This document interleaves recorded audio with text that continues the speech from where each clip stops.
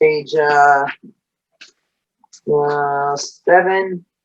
looks like 790, page 790.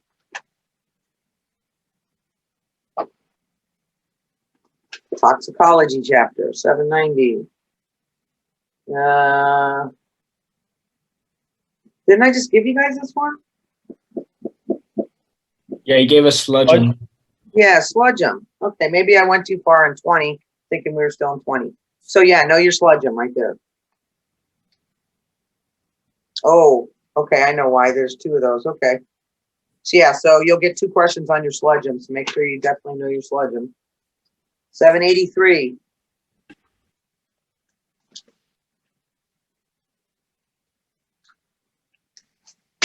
783.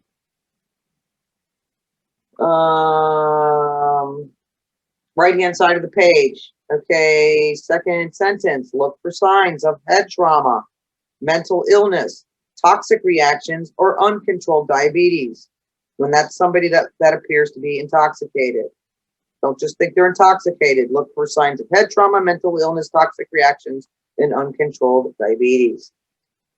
Page 790. Again.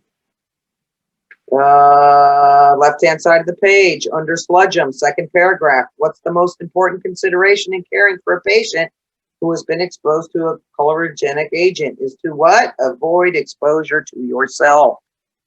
Safe, safe, safe. Safety, right? That's the most important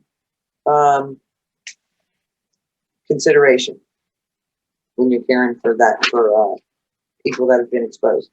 793. Left-hand side of the page. This is for plant poisoning. These are some of the things you need to do. There's 4 things. Make sure their airway's good, their vital signs. Notify the poison center. Take the plant. Provide prompt transport. Do not give them activated charcoal. I repeat, do not give them activated charcoal. Activated charcoal is for only one thing, and that's when they ingest pills. Pretty much nothing else you can give the activated charcoal for. Page 784.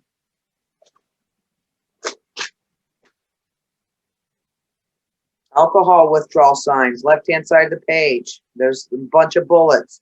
Patients may experience one or more of the following signs and symptoms. This is from alcohol withdrawal. Agitation, restlessness, fever, sweating, tremors, confusion, delusions, and seizures. Those DTs, those are the shakes, when they get the shakes. That's the, they call them the DTs. Know what that is. 777.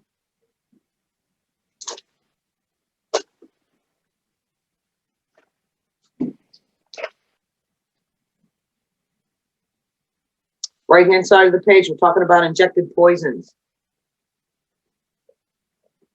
About 3 or 4 sentences down, we're starting to talk about injected poisons. They cannot be diluted or removed. Why? From the body. Why? Because they are usually absorbed quickly into the body, or they cause local tissue destruction. So injected poisons can't be diluted or removed because they're easily absorbed. They're quickly absorbed, so you can't really even get to them in time. 781.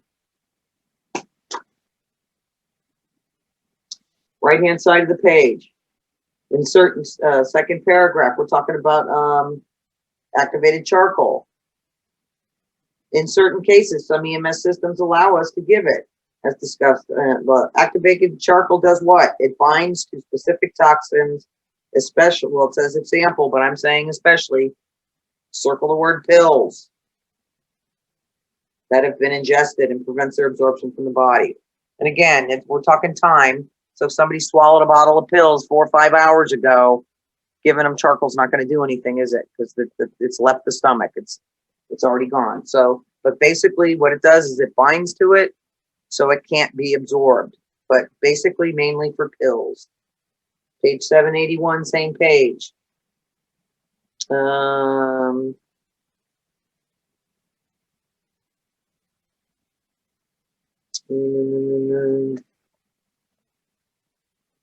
Oh, the picture. What's the name of it? It's not, it's activated charcoal is what it is, but what's its trade name? Well, circle the name, it's Actidose. It's also known as Instachar or Liquichar. So you could write that you could look up above the picture. It says it right there. Some common trade names: Instachar, Actidose, and Liquichar. I probably remember all that.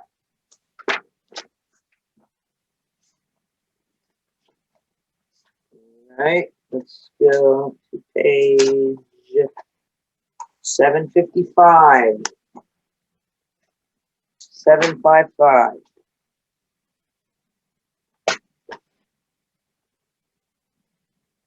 That's got to be the wrong page.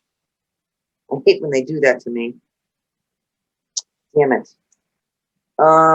It's still chapter 21, so let's go back to tox. I think it's got to be right where we were just talking about activated charcoal.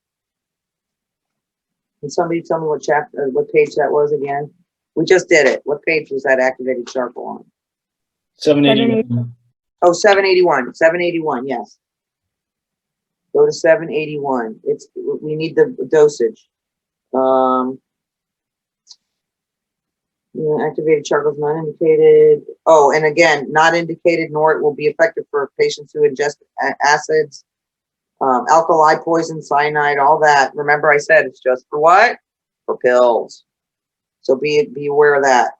I'm trying to find the freaking dose. Oh, there it is, right above the picture, the last sentence.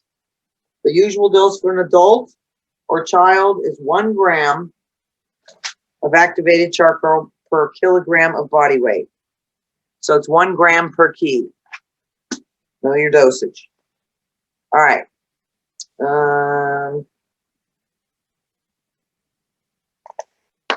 Page. This can't be the right page either. Shit.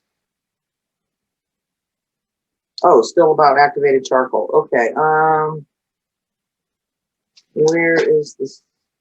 782, second paragraph. No, I'm sorry. Let's go down to the last paragraph, left-hand side of the page. The adverse effects of ingesting activated charcoal include what? The constipation and black stools.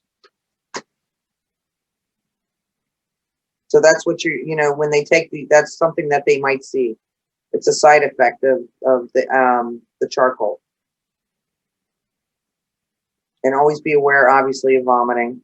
So if the patient has ingested a poison that causes nausea, they may vomit after taking the charcoal, and then you're obviously going to have to give it again. Why? Because they barf it up.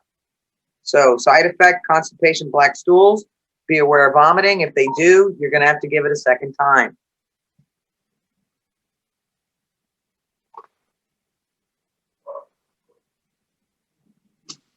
And this can't be the right page either because it's still taking me to 20. Let's see. Airborne substances. Airborne.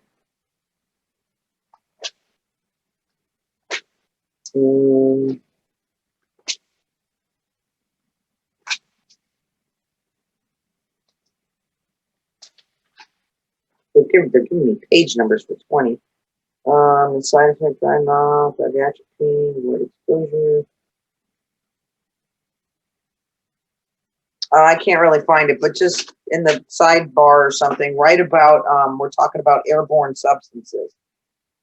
So if you need to dilute an airborne substance, what would you dilute it with if somebody was thinking with their thinking cap on? What would you dilute an airborne substance with? Oxygen. With what? Oxygen. Oxygen. With oxygen. Very good. So you may, it's somewhere in the chapter. When you see it, highlight it. All What right. page is that on, Cap? What's that, Ben? What page is that on? There's no page. So I'm instead of wasting time, you guys are gonna have to find it in the book. It's in that chapter. All right, talking about airborne substances. Probably under being exposed to toxic stuff somewhere. If you find it, let me know. But otherwise, we're gonna move on. But that's a common sense, pretty common sense. If you're gonna dilute an airborne substance, You know, you got to dilute it with air or oxygen, right? Very good. All right, let me see if there's any more of those. Looks like 2 more. Stand by.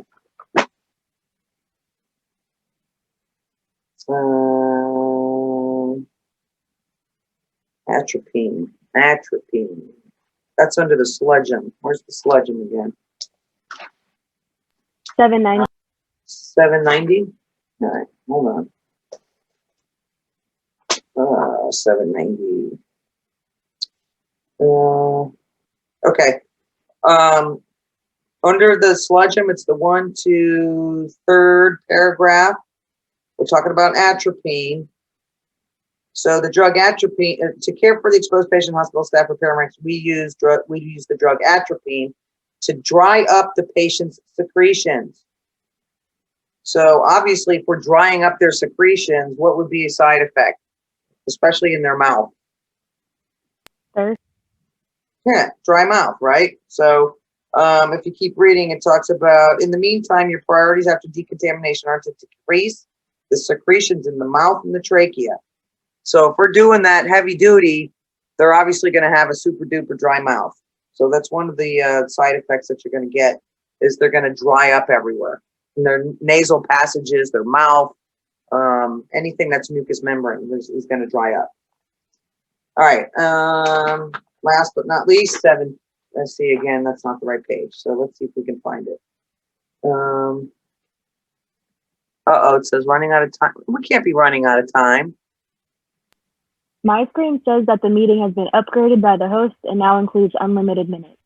Woo! All right. Okay, I'm digging that. All right. Well, thank you, Zoom.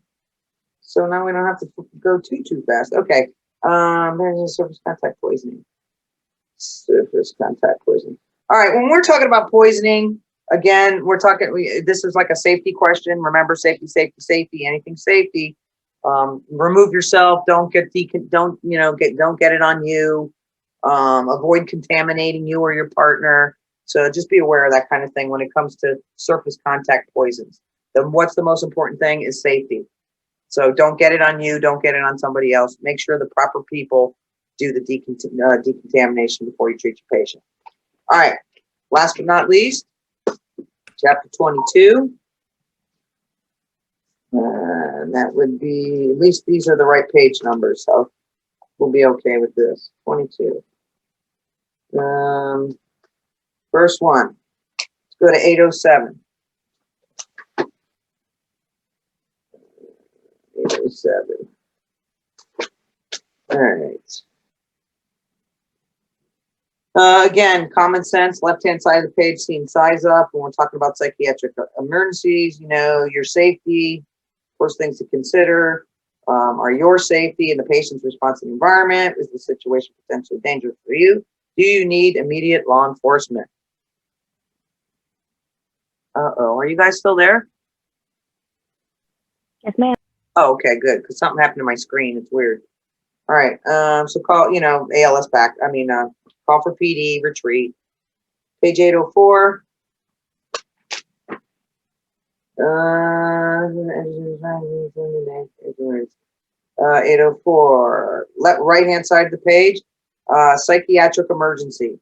What is it? When a psychiatric emergency arises, second paragraph, patients may show agitation or violence or become a threat to themselves or others. This is more serious than a typical behavioral crisis. So remember, behavioral crisis and psychiatric emergencies, 2 totally different things. The actual emergency arises when they become violent to themselves or somebody else. So know what that is. 810.